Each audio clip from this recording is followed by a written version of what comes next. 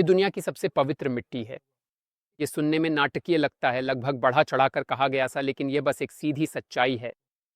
मैं यहाँ यरूशलेम के माउंट स्कोपस पर खड़ा हूँ, और जो आप मेरे बगल में देख रहे हैं वह मिट्टी है जो पृथ्वी के सबसे पवित्र स्थान टेम्पल माउंट से लाई गई है।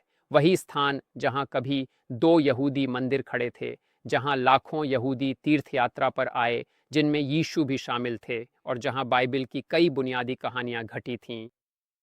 लेकिन यह समझने के लिए कि यह मिट्टी यहाँ कैसे पहुंची और आप न केवल इस स्थान की यात्रा कैसे कर सकते हैं, बल्कि वास्तव में इसका एक टुकड़ा अपने घर में कैसे रख सकते हैं, हमें एक पल के लिए यरूशलेम में हुई सबसे बड़ी पुरातात्विक अपराध की ओर लौटना होगा। और वास्तव में यह दुनिया के सबसे बड़े पुरातात्विक अपराधों में से एक है। 1999 में इस्लामिक वक्फ यानी मुस्लिम प्राधिकरणों ने एक अवैध कार्रवाई को अंजाम दिया।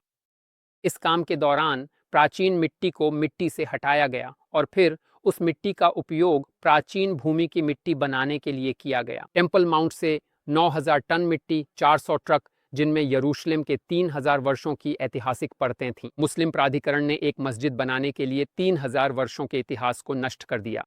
इस मिट्टी को कभी इकट्ठा नहीं किया गया, कभी जांचा नहीं गया, कभी दस्तावेज नहीं किया गया। इसे बस कचरे की तरह किद्रोन घाटी में फेंक दिया गया। इसका अर्थ स्पष्ट था, जानकारी, साक्ष्य और कलाकृतियों की एक विशाल हानि हुई थी, जो हमें टेम्पल माउंट पर मौजूद दैनिक जीवन, पूजा, राज्य, पुरोहिताई और जनसंख्या के बारे में सिखा सकते थे।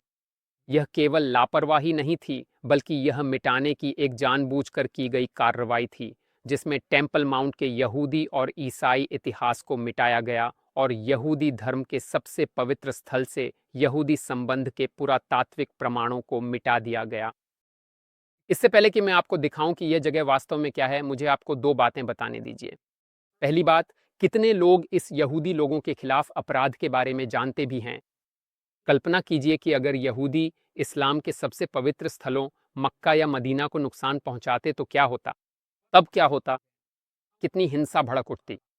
लेकिन जब यहूदियों का सबसे पवित्र स्थल नष्ट कर दिया जाता है, खामोशी। संभवतः आपने इसके बारे में कभी सुना भी नहीं होगा। और वक्फ का यह विनाश इजराइल और फिलिस्तीनियों के बीच किसी स्थानीय राजनीतिक विवाद के कारण नहीं था। यह एक धार्मिक संघर्ष है जिसमें इस्लाम अन्य संस्कृतियों को अपनाता और नष्ट करता है। सिर्फ कुछ उदाहरण, इस्तांबुल में विशाल हागिया सोफिया चर्च को हाल ही में एक मस्जिद में बदल दिया गया। तालिबान ने बामियान के विशाल बुद्ध प्रतिमाओं को उड़ा दिया। और ये तो सिर्फ प्रसिद्ध मामले हैं। एक और बात याद रखना भी जरूरी है, इस्लाम का सबसे पवित्र स्थल काबा भी मूल रूप से एक मूर्ति पूजक तीर्थ स्थल था, जिसे इस्लाम ने अपना लिया। दिलचस्प है ना? यहाँ तक कि इस्लाम का सबसे पवित्र स्थल भी किसी अन्य धर्म से लिया गया है। लेकिन वापस यरूशलेम पर आते हैं। इस विनाश से दुनिया की सबसे असाधारण परियोजनाओं में से एक टेम्पल माउंट शिफ्टिंग प्रोजेक्ट का जन्म हुआ, जिसका नेतृत्व डॉ. गैबी बार्के और जाहिद विरा कर रहे हैं, जो वर्षों से टेम्पल माउंट का अध्ययन कर रहे हैं। उन्होंने समझा कि यहाँ की कोई भी चीज़ खोनी नहीं चाहिए। उन्होंने किद्रोन घाटी में फेंकी गई मिट्टी के ढेरों को इकट्ठा किया और तय किया कि वे उनमें से हर एक वस्तु को छानेंगे। और इस तरह फेंकी गई मिट्टी से यह पुरातात्विक बचाव अभियान शुरू हुआ। इस मिट्टी से, जिसे हमेशा के लिए खोया हुआ माना गया था, अब तक आधे मिलियन से अधिक कलाकृतियां बरामद की जा चुकी हैं, जिनमें से कुछ यरूशलेम में अब तक मिली सबसे महत्वपूर्ण वस्तुओं में से हैं। उन्हें क्या मिलता है? यरूशलेम के हर ऐतिहासिक काल से असंख्य प्रकार की वस्तुएं। प्राचीन इजरायली काल, उस समय का दाऊद और सुलेमान, पहला मंदिर, फारसी, हेलेनिस्टिक, रोमन और बीजांटिन काल, इस्लामी और उस्मानी काल और आधुनिक समय। लगभग 40% खोजें दूसरे मंदिर काल से आती हैं।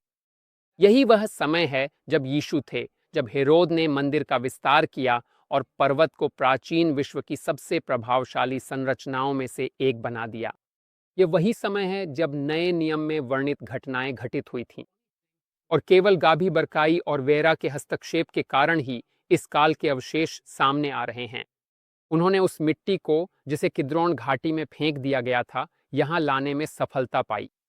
तो ये वास्तव में कैसे काम करता है? यहाँ से शुरू होता है मिट्टी के ढेरों के साथ, जो देखने में बिल्कुल भी खास नहीं लगते। लेकिन आप तुरंत देख सकते हैं कि यह मिट्टी आसपास की मिट्टी से गहरी है और इसका कारण है विनाश और आग। इस मिट्टी में पहले और दूसरे मंदिर के विनाश के चिन्ह मौजूद हैं। पहला कदम है एक बाल्टी भरना और उसे पहली छनाई स्टेशन तक लाना। यहाँ हम रेत, पत्थरों और कलाकृतियों को अलग करते हैं। रेत को बोतलों में भरकर स्मृति चिन्ह के रूप में बेचा जाता है। यह परियोजना का समर्थन करने का एक अनूठा तरीका है, साथ ही पृथ्वी के सबसे पवित्र स्थान का एक छोटा सा हिस्सा अपने घर में रखने का भी। पत्थरों, मिट्टी के बर्तनों और खोजों वाली बाल्टी को फिर छोटे छोटे बाल्टियों में बांटा जाता है, धोया जाता है और छाना जाता है। सभी खोजों को इस डिब्बे में रखा जाता है, जिसमें मिट्टी के बर्तनों, कांच, धातु और हड्डियों के लिए अलग अलग खांचे होते हैं। और हाँ, आपको बहुत सारी जानवरों की हड्डियां मिलती हैं। क्यों? मैंने इसके बारे में पिछले वीडियो में बात की है। मंदिर में जानवरों की बलि दी जाती थी। अगर आप बाइबल पढ़ें तो आप देखेंगे कि बलिदान कितने केंद्रीय थे। और मंदिर पर्वत माउंट मोरिया वही स्थान है जहां भगवान ने अब्राहम और इसहाक की कहानी के माध्यम से यह विचार प्रस्तुत किया कि अब मानव बलि स्वीकार्य नहीं है। यहाँ मोज़ेक पत्थरों के लिए भी एक खांचा है। यहूदी लोगों ने मंदिर में सजावट की थी, इसलिए उन्होंने चित्र नहीं बनाए, केवल ज्यामितीय पैटर्न ही शामिल किए। इसे देखिए, ये संगमरमर का एक टुकड़ा है। हम जानते हैं कि राजा हेरोद ने अपनी इमारतों में बहुत सारा संगमरमर इस्तेमाल किया था, तो ये संभावना है कि ये उसी के समय का है। राख के बीच उन्हें न केवल सिक्के मिले हैं बल्कि बड़े सामान भी मिले हैं, जैसे कि यह खंभे का टुकड़ा जो दूसरे मंदिर काल का है। यहूदी स्रोतों और यहाँ तक कि नए नियम यूहन्ना अध्याय 10 से हमें पता चलता है कि मंदिर के बाहरी क्षेत्र में स्तंभों वाली गलियारे थे, जिनमें गैर यहूदी भी प्रवेश कर सकते थे। अधिकांश लोग मंदिर की कल्पना एक ही इमारत के रूप में करते हैं, और ये सच है। लेकिन वहाँ पवित्रता की परतें थीं, बाहरी गलियारों से शुरू होकर जहाँ सभी लोगों को प्रवेश की अनुमति थी, मंदिर के सबसे भीतरी कक्ष तक, जहाँ केवल प्रधान याजक ही प्रवेश करते थे। योम किप्पुर के दिन सबसे आम मिलने वाली चीजें हैं मिट्टी के बर्तन के टुकड़े, टूटे हुए बर्तन, जो समझ में आता है क्योंकि वे सस्ते थे, हजारों वर्षों तक रोजमर्रा की जिंदगी में इस्तेमाल होते थे और वे टूट जाते थे। अप्रशिक्षित आंखों को ये सभी एक जैसे लगते हैं, लेकिन पुरातत्वविद मोटाई, रंग, सजावट, हैंडल और आधार व मुंह के आकार के आधार पर यह बता सकते हैं कि वह वस्तु किस काल, क्षेत्र और यहाँ तक कि किस लोगों द्वारा बनाई गई थी। और यह वक्फ की विनाशकारी परतों की सबसे बड़ी रणनीतियों में से एक है। पुरातत्व में परतें बहुत महत्वपूर्ण होती हैं। इजराइल में आपके पास दर्जनों परतों वाली साइटें हैं, और दुर्लभ कलाकृतियां खोजने के अलावा पुरातत्वविदों को सबसे ज्यादा खुशी आपदाओं से मिलती है। आग, युद्ध, भूकंप, क्योंकि ये स्पष्ट प्रमाण छोड़ जाते हैं।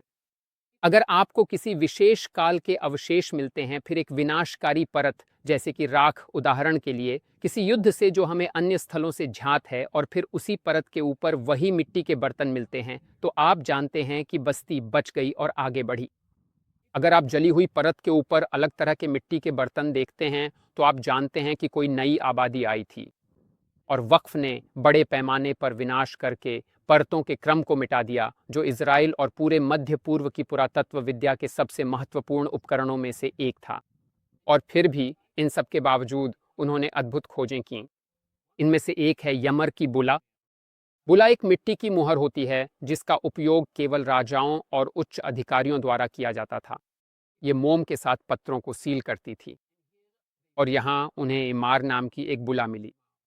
सबसे हैरान करने वाली बात यह है कि यिर्मयाह की पुस्तक अध्याय 20 में इमर के परिवार का उल्लेख एक पुजारी परिवार के रूप में किया गया है जो मंदिर में सेवा करता था।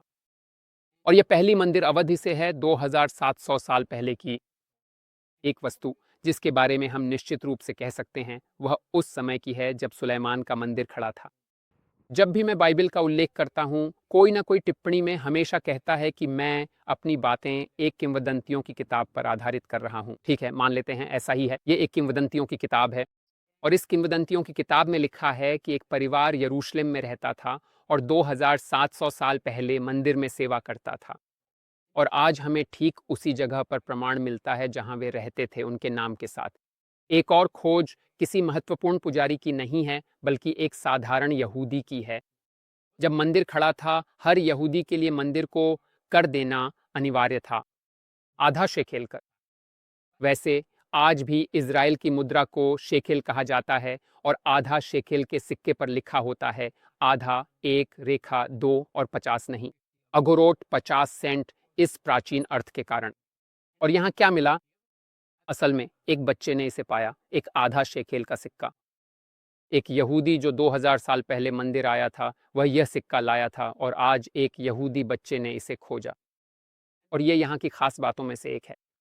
ये केवल पुरातत्वविद ही नहीं है जो खोज करते हैं।